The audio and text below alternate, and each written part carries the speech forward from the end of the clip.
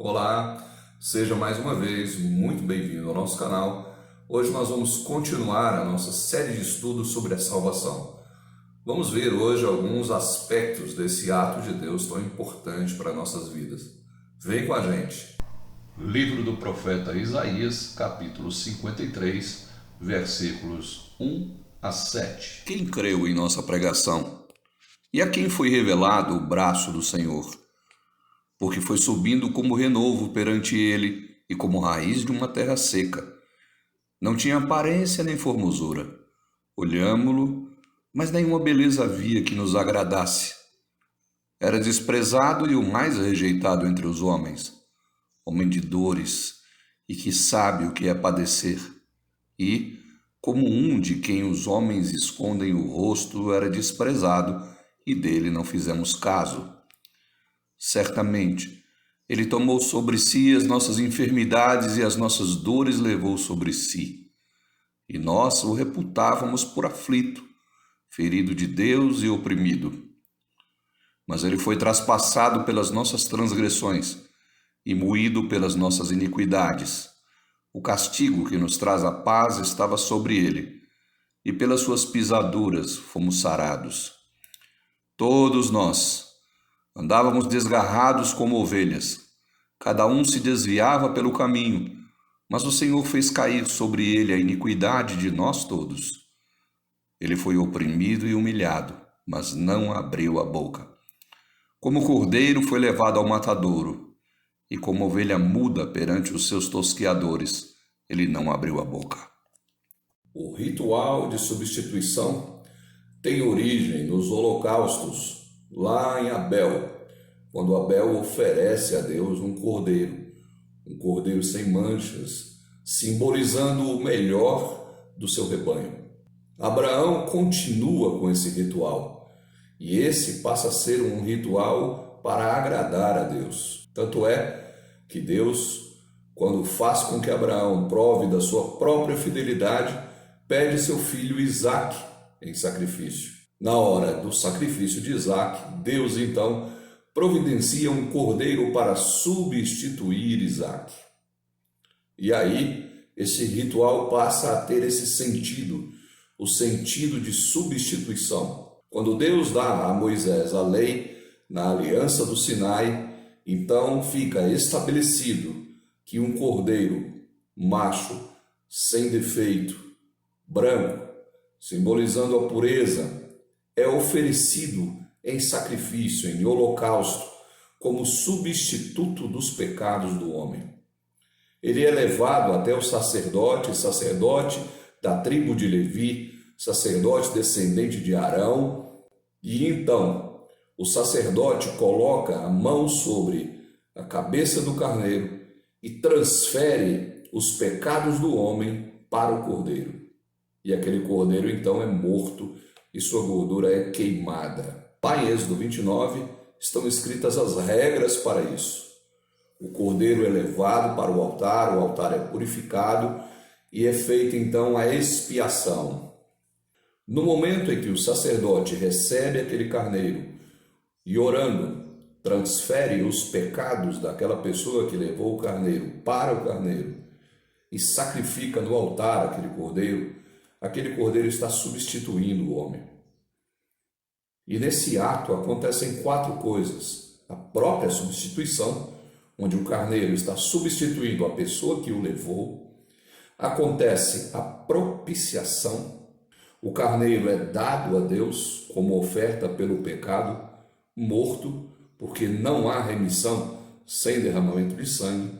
O salário do pecado é a morte. Quando o homem fere a santidade de Deus com seu erro, não há como ele se restaurar. Ali também acontece a expiação, onde o carneiro sofre as consequências do pecado do homem que ele está substituindo. E ali também acontece a remissão. Os pecados são pagos. E assim, de tempos em tempos, o homem precisa pegar um cordeiro e fazer o sacrifício pelos seus pecados. E assim ele é purificado. O problema disso é que no Antigo Testamento poderia haver possibilidade de substituição, de propiciação, de expiação e de remissão sem que houvesse o arrependimento. Era muito simples. Era só trazer o carneiro, apresentar ao sacerdote. E isso não quer dizer necessariamente que o homem estava arrependido. Já nos tempos de Jesus, nos tempos do Novo Testamento, para fazer esse ritual do templo em Jerusalém, o homem passava por várias abluções, ele se banhava várias vezes para se purificar, para poder entrar no templo e assim fazer o sacrifício do seu carneiro. Essa ablução era um tipo de batismo, que quer dizer mergulho, quer dizer imersão.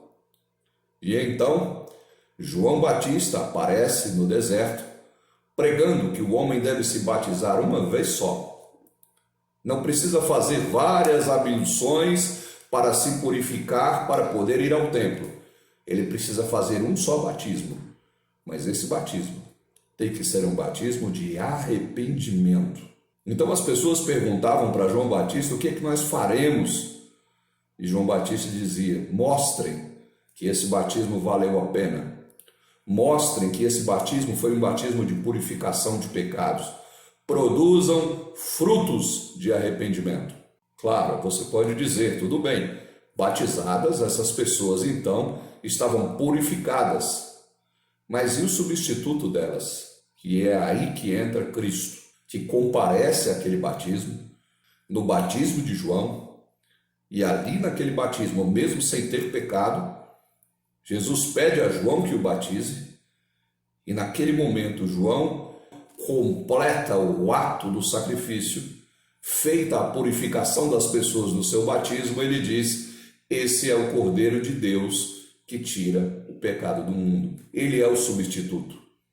Ele é quem vai fazer a remissão, a expiação e a propiciação de si mesmo a Deus. Convém que ele cresça e eu diminua. Agora é com ele. Quando vocês são batizados, vocês são purificados. Mas agora precisa do Cordeiro, e esse Cordeiro é o Cordeiro de Deus que tira o pecado do mundo. E quando Cristo nos substitui, então, os nossos pecados são transferidos para Ele.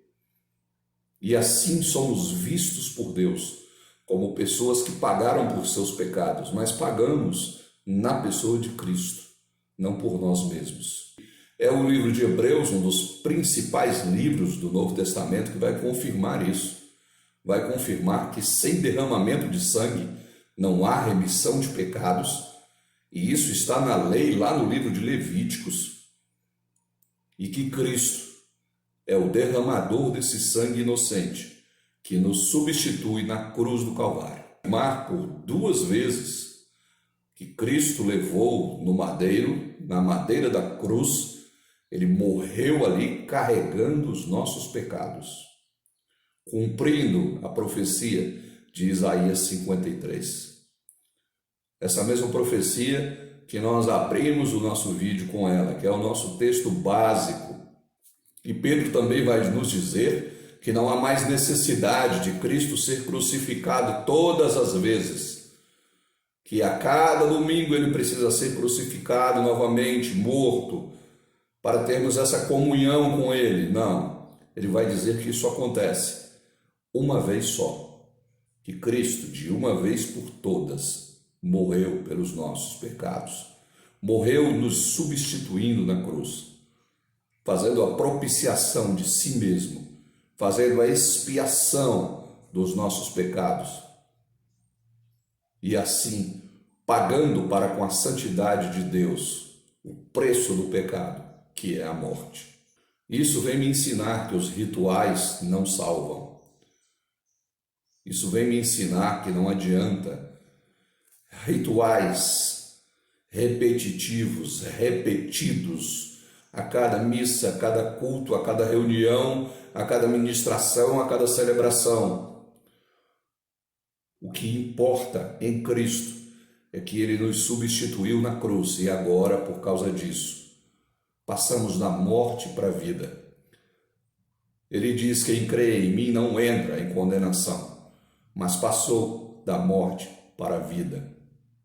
E assim, Cristo se torna, segundo os escritos de Paulo, o único mediador entre Deus e os homens. Paulo fala que Cristo se deu e que nós devemos dar esse testemunho em tempo oportuno. E o testemunho é que não há nenhum outro nome dado entre as pessoas, pelo qual importa que sejamos salvos.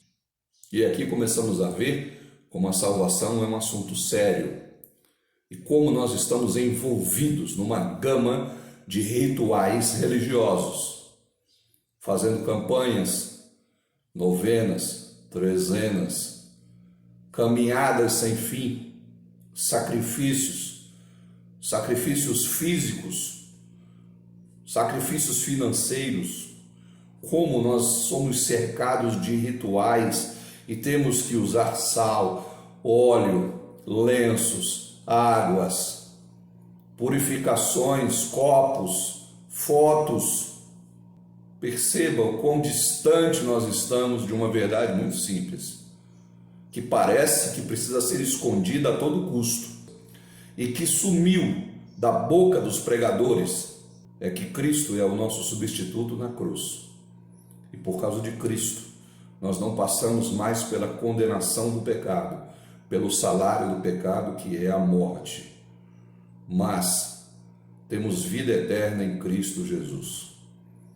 Deus amou o mundo de tal maneira que deu o seu Filho unigênito para que todo aquele que nele crê não pereça, não morra, mas tenha vida eterna. É disso que se trata. Se você está indo à igreja por qualquer outro motivo que não seja esse, sua vida eterna está em risco. Se você está se preocupando com a sua vida terrena, eu quero dizer a você que é pouco ou quase nada.